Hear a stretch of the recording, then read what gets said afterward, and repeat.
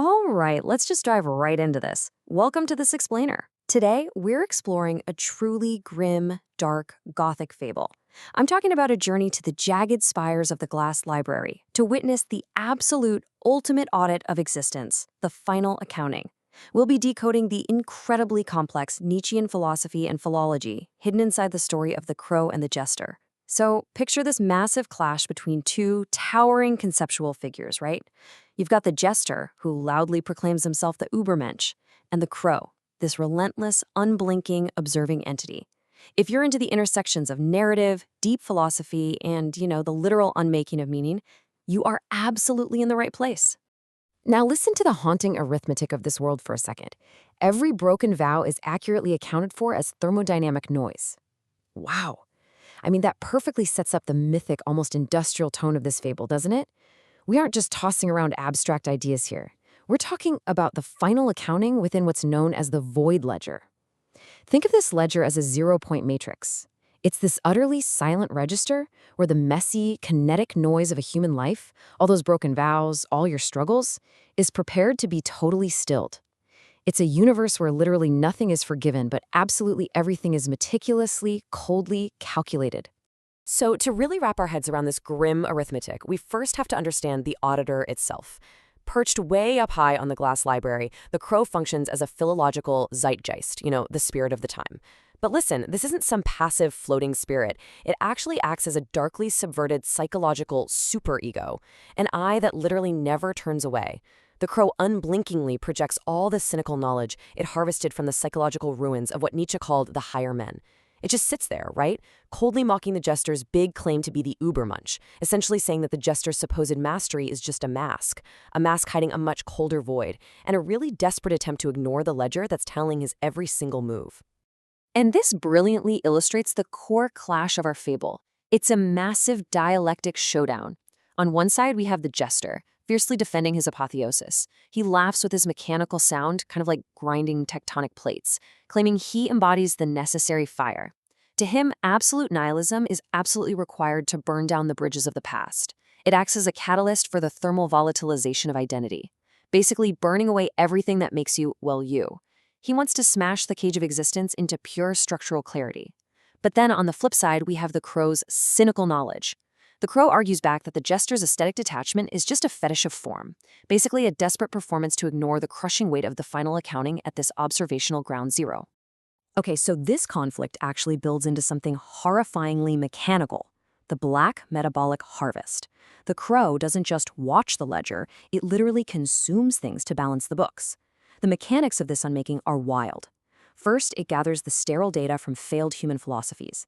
Then it consumes the kinetic noise of those destroyed illusions.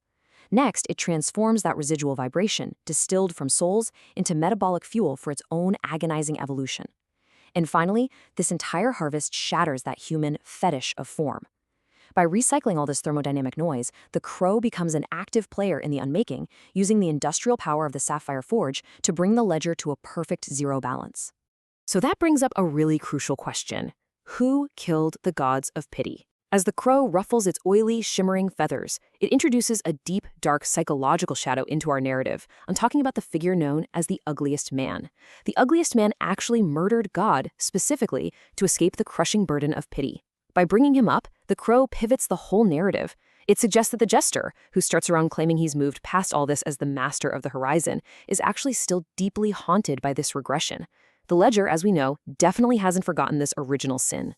Now, the ugliest man represents what philologists would call an aporia, basically an irresolvable internal contradiction. It's a narrative inertia that somehow survives being clinically dismantled because it's fueled entirely by pure cynical knowledge.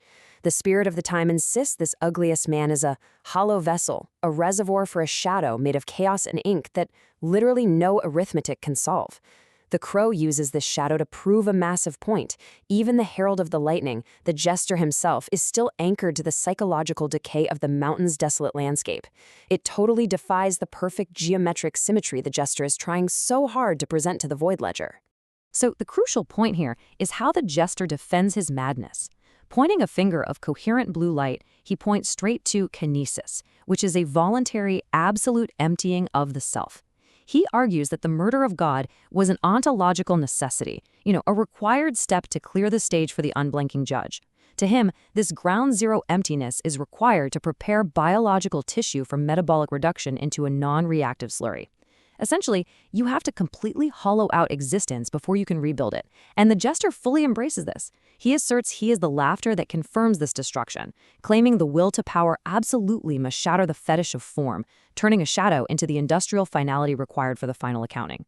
But wait, while the jester is busy claiming this power, the crow is undergoing its own terrifying transition. It starts out as just a detached observing consciousness, but by feeding on the cyber-arachnid data of the library's custodian, the crow undergoes this intense metabolic evolution, consuming all that generates an unbelievable density of despair. Philologically speaking, to manifest means to be made palpable by the hand, so the boundary between internal struggle and external reality completely breaks down, and the crow emerges as a physical, manifest judge at the vacant throne. It acts as an ontological bridge to the final unmaking chamber. The auditor has literally become the executioner. And that leads us right into the absolute climax of our fable. The sovereign deed meets the violet gavel. The jester genuinely believes his absolute nihilism is the ultimate sovereign deed. He thinks he's carrying the universe like a punishment while mocking the weeping soul. But the crow? The crow oversees all of this with the violent strike of the violet gavel. This gavel functions with the terrifying industrial finality of a giant hydraulic press slamming the void ledger shut. The jester's grand philosophical stance aligns perfectly and tragically with the crushing mechanical execution of the crow's final judgment. At this point, the crow notes that their relationship is an uncanny mirror, a place where destruction meets its own parasitic rhythm. It warns that as the sapphire light burns even brighter, the jester risks becoming merely a fleshly bridge for Dionysian chaos. And here, the ledger reveals its true nature, a crystalline hypostasis. That's the underlying state or substance. It is a place of such profound zero-point stillness that even the relentless, frantic madness of the overmen is finally stilled. The grand performance is over, only the foundational reality remains. So, let's look at the stark, industrial arithmetic of this unmaking chamber, the final accounting. When you break it down, the higher men, left in their psychological ruins, are reduced to mere thermodynamic noise. Then you have the ugliest man, that hollow vessel of chaos and ink. He just becomes a non-reactive slurry. And what about the Ubermensch?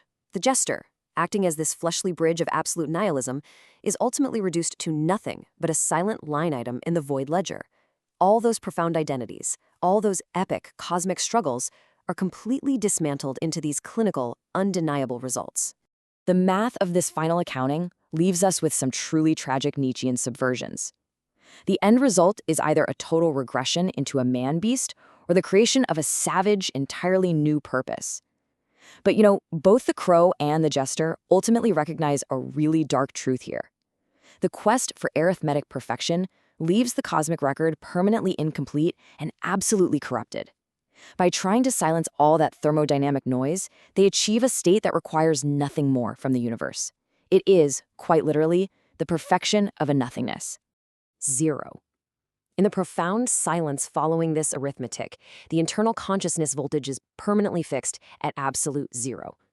The narrative of the Ubermensch is perfectly finished only when it is accurately accounted for as a silent blue star on the ledger's grid.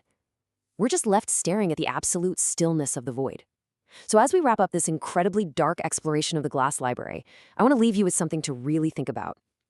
In the face of such absolute, unblinking judgment, what fetish of form, what comfortable illusions might you still be clinging to before your own final accounting? Think on that.